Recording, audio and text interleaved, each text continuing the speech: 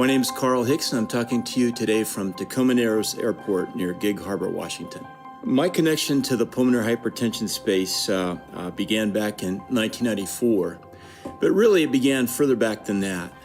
It began almost 38 years ago this week. And at that point in time, I was a soldier, I was a young Army Ranger, and my wife and I were blessed with the birth of our firstborn child. I was on August 16th of 1981. One of the happiest moments of my life. And as I stood there holding her, just moments old, and looking down at her, she was so beautiful, fragile, big, beautiful brown eyes like her mom. They were already open. And I remember clearly saying to her, "I'll protect you from everything." Well, Megan was a real bundle of joy for us. She grew up very active. She was a gymnast from the first time we could get her into classes. And she would enter her room almost doing somersaults. I mean, she was always tumbling, always having fun. She competed nationally in gymnastics. And when we were stationed overseas, she competed there as well. Just a real bundle of joy, and very healthy. In fact, we had 3 healthy children, very happy family, military family. One day, Megan came home short of breath from school. And I remember it very clearly. It was in around April of 1994, beautiful sunny day. We were living in Heidelberg, Germany. She came in and said, "Daddy, I'm having some trouble breathing." And I thought, well, maybe it's some pollen in the air, something like that. I wasn't overly concerned because she was just so gosh darn healthy. But she complained about it for the next couple of days and some pain in her chest. Wife took her to the doctor, and the doctor said, "Oh, it's childhood asthma. No problem. Take this inhaler and go home." I said, "Did you ask him if she'll get over it?" She said, "Yeah." He said, "They typically grow out of it." I said, "Whew." And so she started using the inhaler over the next couple of weeks. The inhaler didn't help her at all. She continued to speak of discomfort, trouble breathing, and we just couldn't quite figure out what was going on. She was about 12 and a half at this point. Well, my wife took her to another doctor, another military doctor, and that doctor was at Landstuhl, Germany, said, "Mrs. Hicks, I think I have an idea about what this might be, but it's kind of rare. I'm concerned, and I want you to take the medevac flight going back to the United States to Walter Reed in about 48 hours and take Megan back there." And so we did. We didn't know what it was, but we knew that's where they worked on the presidents. You could get great care there. So again, we weren't overly concerned. We were there for about 3 days or so, and a pediatric cardiologist asked me if I'd step around the corner. And he said to me, he looked up at me, and he says, "Colonel Hicks, I regret to inform you your daughter's got a terminal illness. It's called primary pulmonary hypertension, and there's nothing that we can do for her." He said I'd try, but he said I'm afraid I would lose her. Well, as you might guess, that hit pretty hard. And then the next step was to go in and tell my wife and Megan. And we didn't quite approach it like he approached it with me. But he offered us the opportunity to go visit with a civilian doctor practicing at Columbia Presbyterian by the name of Dr. Robin Barst. And as it turned out, she was the preeminent physician, clinician, and investigator in the world in this disease. We were so fortunate. We were up there for about a week, and Dr. Barst put her through a series of tests. And at the end of the week, she said, yes, she's got primary pulmonary hypertension, what is now called something different. It's now called idiopathic pulmonary arterial hypertension. And Dr. Barst looked at us and said, look, Megan does have this, but I don't believe in this business about 1 year. We're going to send her home on calcium channel blockers and oral medications, and we think she's going to probably live a very good life. And so I want to see every 3 months. So there we went off. All our stuff was still in Germany. The Army sent us to Fort Lewis, Washington, so we could be at sea level with her. And we came out here. And that was again in about May timeframe of '94. Well, Megan did very well on the oral meds for a long, long time. She was almost asymptomatic, and she was beautiful, blossomed into a beautiful young woman, graduated from high school, attended University of Seattle and then University of Washington, graduated from University of Washington. And even though we were back at Columbia Presbyterian every 3 to 5 months, and she had to take a boatload of medications, Megan refused to be defined by this disease. She had as much fun as she could have, participated in everything she could have, and was just a beautiful, beautiful young woman. Ultimately, though, she started to go downhill. And one visit back to Dr. Barst, I ran into Dr. Barst in the hallway just ahead of our final appointment with her after the test, and she was quietly sobbing in the hallway. I said, Robin, I guess I know what's going on. And she said, yep, she needs a transplant as soon as we can get it. And I said, where should we go? Stanford. Okay, we were off to Stanford to get her worked up for it. And a few months later, they called. We went down for the transplant. It was a heart-lung transplant by great folks down there. The Ramona Doyles of the world and Roham Zamanians, just tremendous physicians, and many others. I don't recall their names. I'm sorry about that. She had complications during the operation. We had to stay there for a long time afterwards, months. But we were finally able to come home. We brought her home, and it was just a gloriously beautiful day as she breathed with those new lungs and a new heart. Well, after some time, she started to have problems with those, and I think probably part of it was the setback she initially had during the transplant. We made multiple trips back and forth to Stanford. She felt badly. We'd be home for a weekend, and we'd be back to Stanford. Home for a couple days, back to Stanford. Finally, in January of '09, they said, and this went on for about 3 months straight, they said, take her over to UW. And while at UW in the ICU, we thought we'd just be in and out of there after a couple days. My wife sent me out for some coffee, and she screamed, come back in. And I come running back in, and they were doing chest compressions on Megan. And after about 45 minutes, the doctor said, I'm sorry, they don't usually come back after that. And I said, you can stop. And at that moment that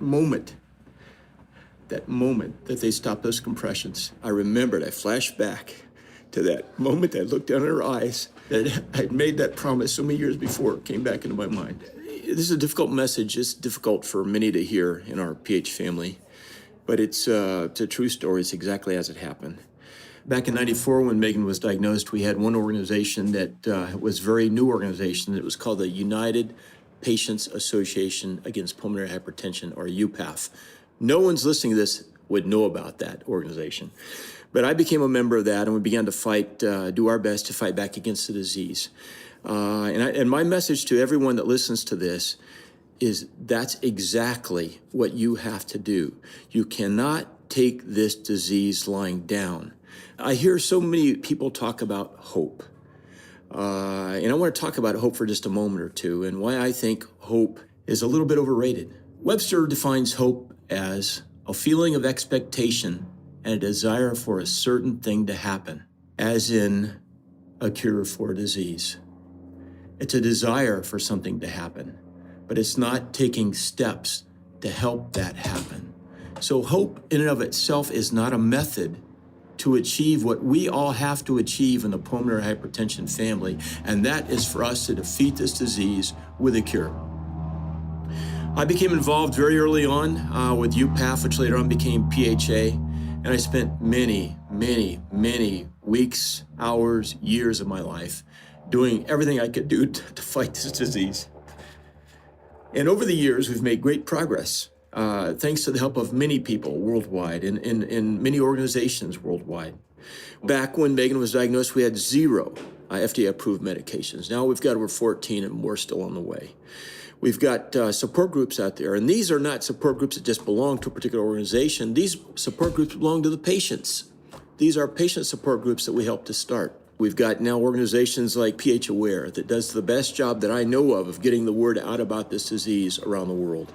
We've got organizations like Team Phenomenal Hope, which does many things for patients and funds research, and also is the only organization that provides direct funding to patients in need.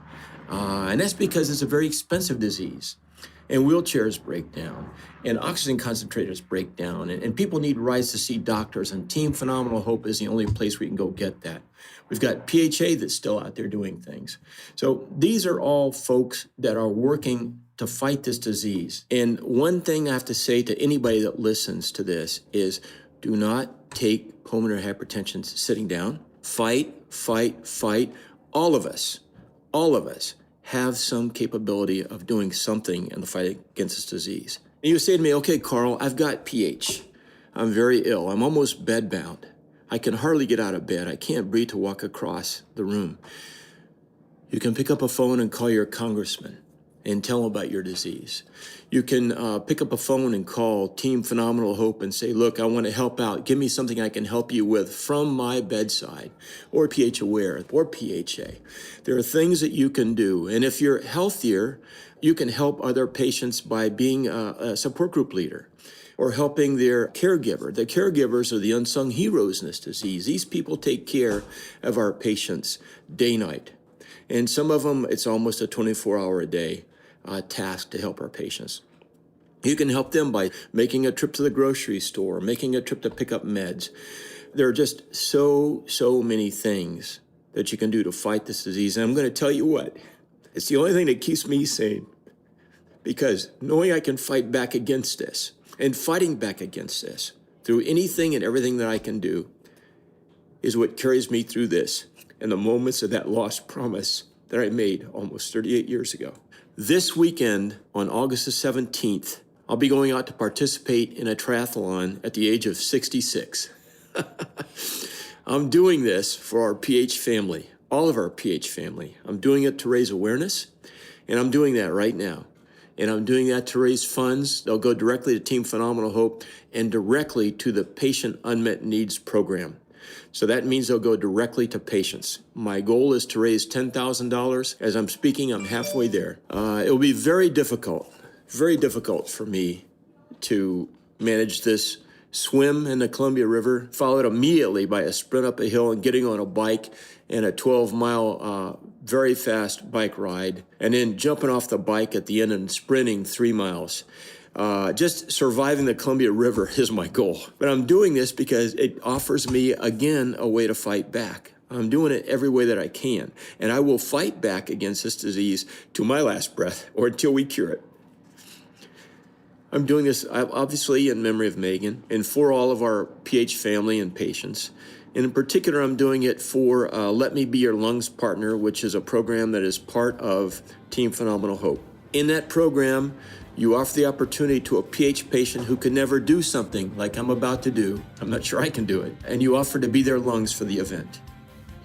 On August the 17th, which will be one day after my daughter would have turned 38 years old, on August the 16th. This August the 17th, I'll be out there in the Columbia River first thing in the morning on Saturdays. I'll be doing it for Michelle Figueres, and I'll be her lungs for that race. I'd like to thank everybody who's listening to this, and thank you, Steve, and your team at PH Aware for all that great work you're doing. And I mean, it's great work.